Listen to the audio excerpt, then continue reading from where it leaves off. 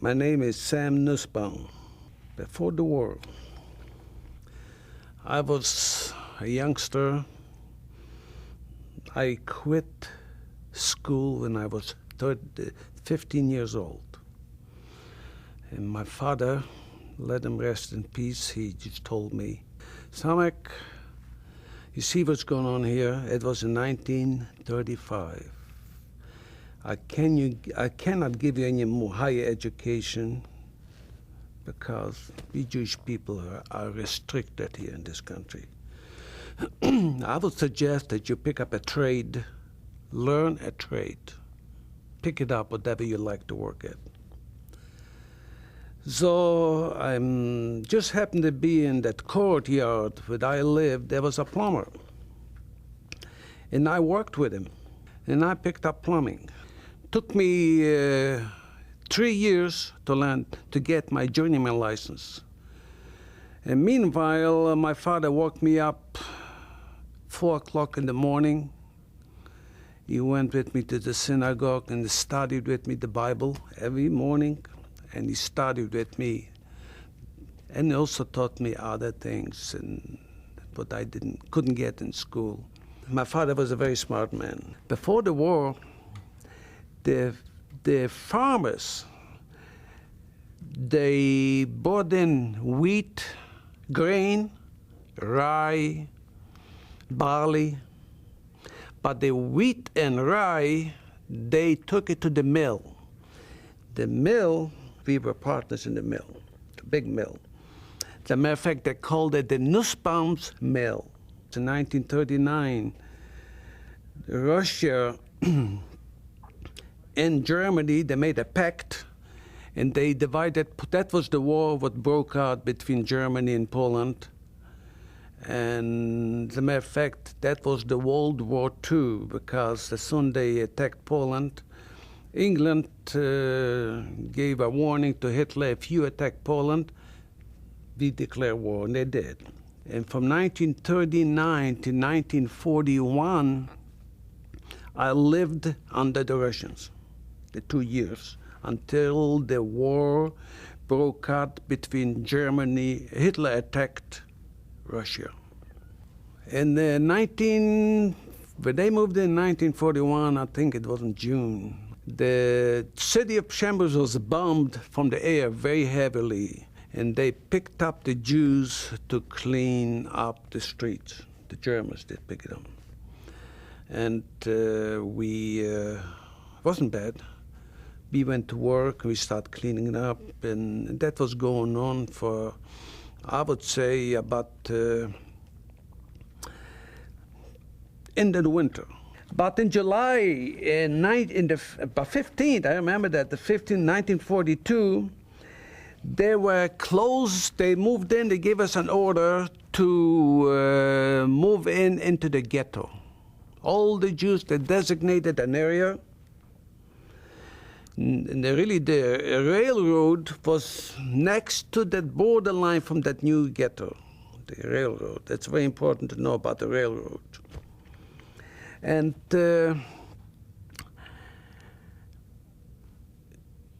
we had, I forgot the time, we had a very short time to move over to this ghetto. So what do you take? You couldn't take any furniture. What you took, you had linens. You put pillows in the linens, dishes. And I wish I could show you a picture, like a little girl, about 5 years old, was carrying a linen. Everybody was carrying something. You make another trip, another trip. While this was going on,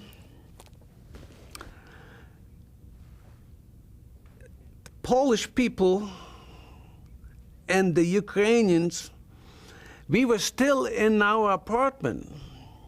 They were fighting over our furniture. Who's going to take the furniture? You can laugh, that's how it happened. We were sitting, my father looked at me and laughing. They're fighting on our furniture. One guy says, I was here first. Mr. Nussbaum, wasn't I here first?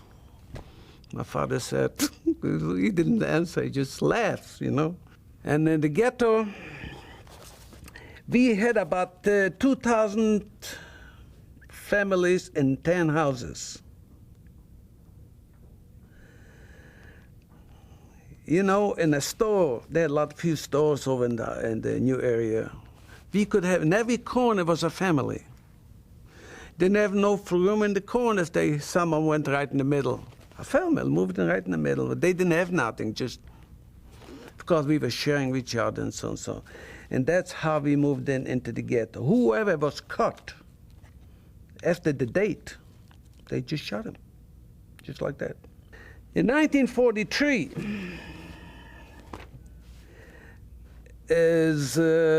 they created another ghetto. They split the ghetto in two, A and B. The A was a working ghetto, working for the German government, do something for the German government. The B went out to the city at nighttime. At nighttime, in the evening, they came back. And on my side, the A, they brought in a commander from Rozwadów. It's a city in Poland, Rozwadów. His name was Schwamberger. All of a sudden we hear there's going to be another Akcja. Akcja means the assembly Jews that she shipped out. And the Gestapo knew that they had another 9,000 Jews in general left. So the Jews did not go. They had to look in the basements and they shipped out about half of them. They shipped them to Auschwitz. A few weeks later, they went through the same thing. They knew they got to have about 3,500 to 40. They had a pretty good count. So many Jews are still left. Both ghettos had about, let's say, 4,000 Jews left, and they knew about it. So they made another action, and the Jews dug bunkers underground, and they separated an apartment. You can sometimes seal off a room when you walk in. There's no door, only way you can get in from the attic, and you could hardly tell there was a room. And they had a window to look out, but the walls was all covered up. The Gestapo walked, and finally they realized since there's some rooms sealed off, they called the German Schuppel, that's the engineers. They start blowing up houses. Anyway, they got out, let's say about, they figured out we should have another 1,500 Jews left. That's what they figured out. They couldn't get the 1,500 Jews to be shipped out. They were blowing up buildings, but they still were hiding. The last shipment, what went out, Schwamberger picked me up to close the cars. He didn't put me in it, but they closed the cars. You know, the cars, they got the door, you slide the door and put a lock on it. I was doing it. But I didn't realize later, I seen my family's gone. I didn't even realize that my family was on one of those cars. After the ghetto was liquidated, the B ghetto was liquidated, and I went where my family used to live, nobody there. So I realized I closed my family. And they had a transport going to Shebnya, to Auschwitz.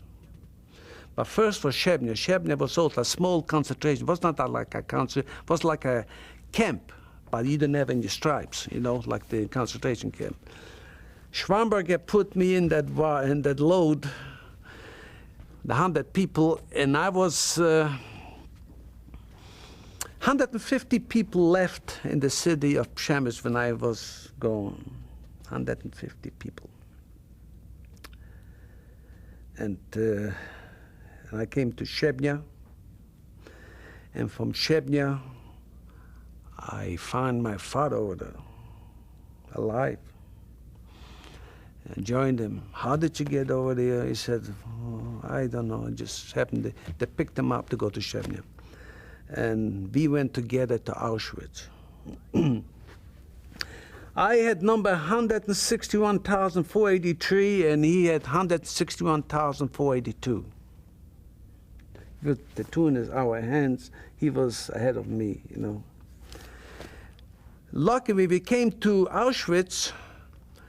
They left, you know, they picked up. You go here, you go here.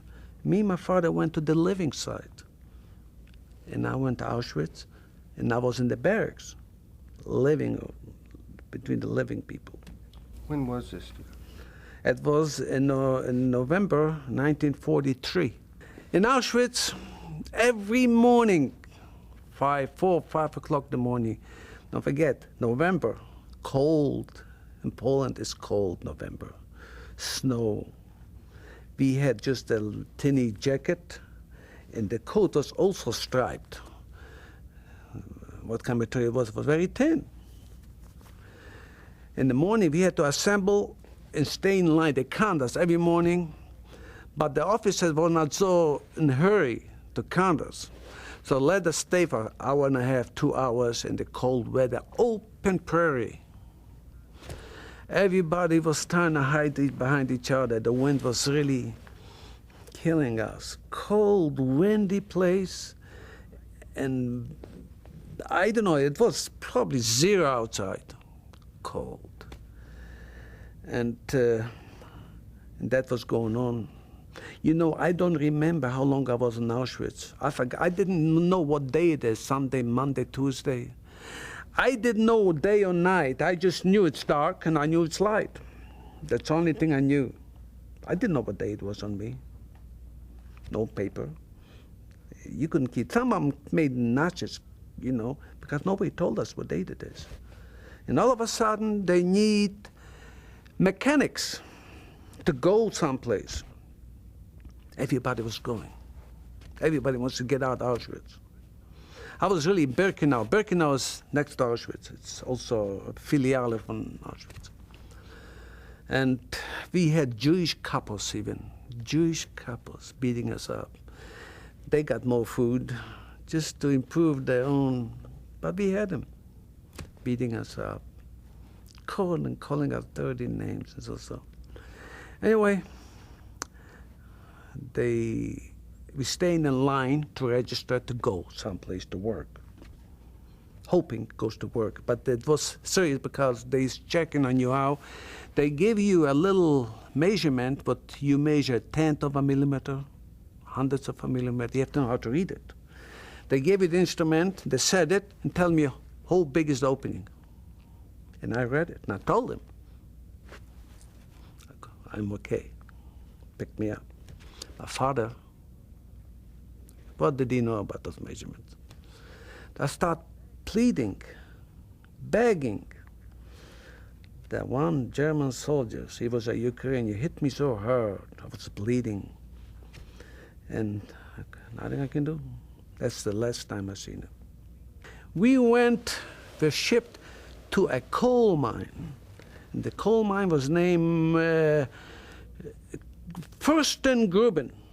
It's in western Poland, close to Germany, coal mine.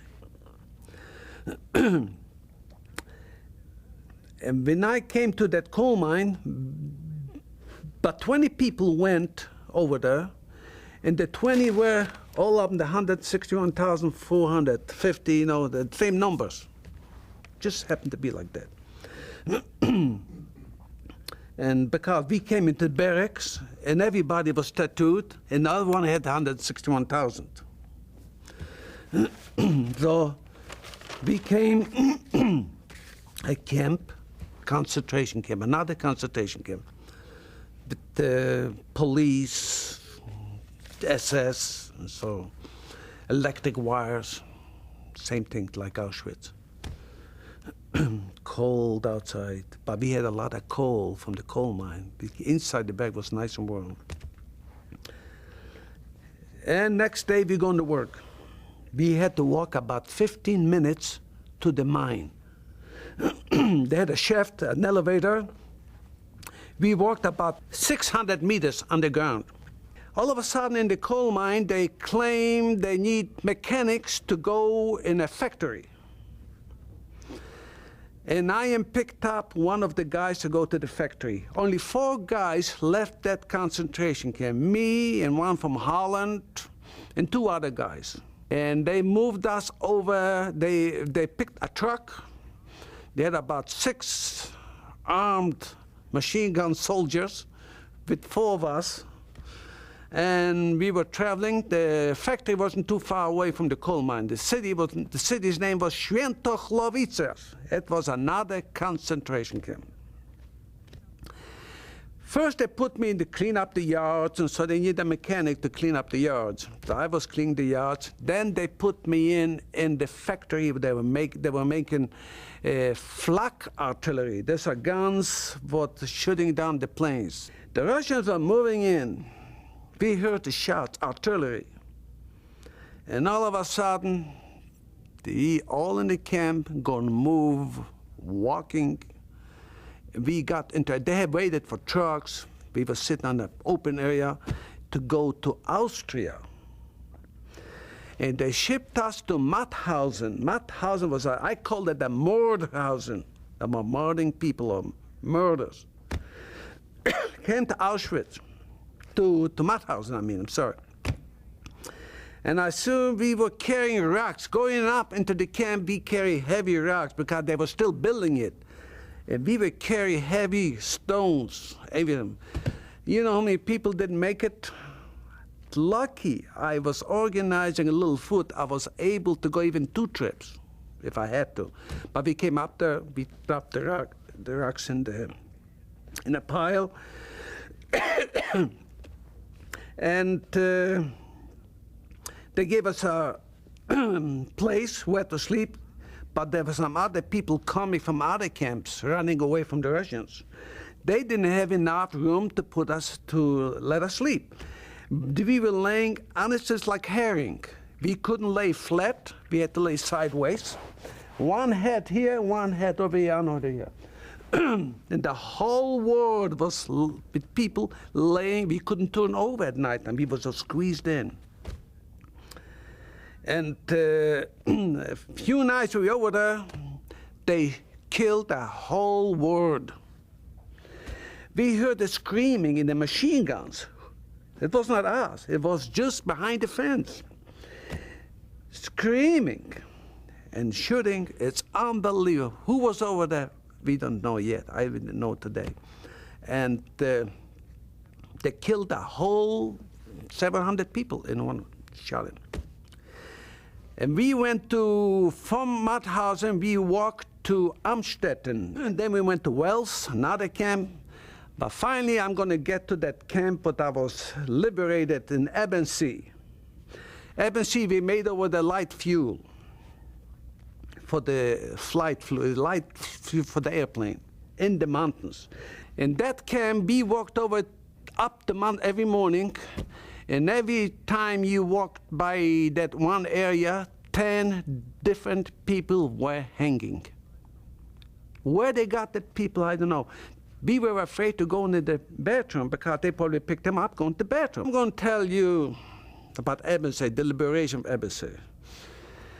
The commander, we had a lot of Germans also over there. They were trying to execute it. The American army was very close. Though the commander from that camp wants to get us up in the mountains and blow us up in it. We didn't know as much as the German prisoners knew that, because some SS people told the German known Jews, the commanders decided to take you up in the mountains and blow you up. Don't go there. And you should see those Germans got up in front of the whole camp, sitting on that assembly place. And it talks to us in German. He says, the commander's going to be here. He's going to ask us to go up in that mountain. Nobody moves. They're going to blow us up there. dynamite. There's dynamite already. They're going to just blow us up. And that's what happened. The commander didn't know that one of his people told our Germans not to get there. Usually the commander said, since we are trying to survive, we're going to be bombed, we got a good place to hide. I would suggest everybody, including us, we go up in the mountain, inside, in the mountains, to be safe from being killed. Let's go. Nobody moved. Nobody moved. They says with machine guns, kill us here. But we're not going up there. We didn't go up there. It didn't take more than 4 or 5 hours. A tank broke through the gate. That was a moment. In American, you know, they don't have the battery driven that they had to wind up the camera, shooting. Films. And I was standing there. And we got liberated. Do you remember what day this was? The date? May the 5th. But you should see, oh my God, guns were laying all over, machine guns. The Germans, the SS, they left everything. One guy didn't get that in time. With feet, they killed him to death. Who comes to rescue us? An Israeli. There was no Israel, it was Palestine. Palestine was there. And the Jews did serve in the English brigade. They called it the English. They had a menorah on their head. And here comes a little Jew to Ebensee. We were locked up again. He drove in, he says, talk Yiddish to us. We didn't talk English, but he talked Yiddish to us. He didn't talk Polish. He was from Israel, from Palestine. He says to us, children, where are you going to go? Where are you? What are you going to do? He's the only one we've seen to come up and talk to us. You're not going to go back to Poland, are you? Who wants to go back to Poland? He said, let's go home. He meant Israel. There was no Israel. Let's go home. Stay here and I'll come after you. That's exactly what happened. And we waited and waited, and about maybe 3 weeks we waited. We knew he was going to come. He said he will come. 20, you got to listen to this, but 20 American trucks with the white stars. He's English, don't forget, English Brigade. American trucks with the stars on the doors, with black drivers, Negro drivers, loaded already from Jews from the other camps. The trucks were loaded with other Jews. We didn't even know we had some more Jews. We thought the only one survived. Jump on the truck, quick, get on it. We jumped on the trucks. And he said, leave it here. We'll give you everything you want. Just leave it here. They were not, he's not the only one. They had about, I would say, about 20 Israelis, Palestine Jews. And they drove us over the Alps. And we came to Modena, Italy. My gosh, we had a lot of Jews over there. Already there came over from different areas. We start looking, maybe we find somebody. We couldn't find anybody anyway. Then I want to go to Israel, really. But I couldn't go to Israel because England was in charge of Palestine. They won't let us in. And I'm sitting in Italy. I got married in Italy. And my little boy was born. They just changed my life. And all of a sudden, I get a letter from New York, from my mother's side, the name was Grosser. And he says to him in the letter, you know, if your mother was Bertha Grosser,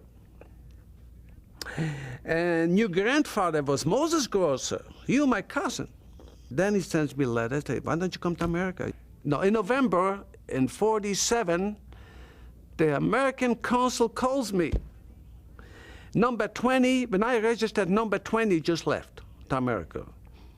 And end of 47, they're calling me.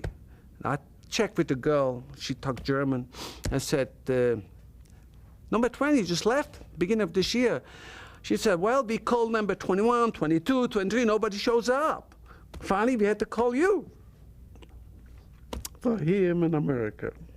In 1948, in March 18, I landed with a ship. I came with a Russian ship, not by a Russian ship. I came to America.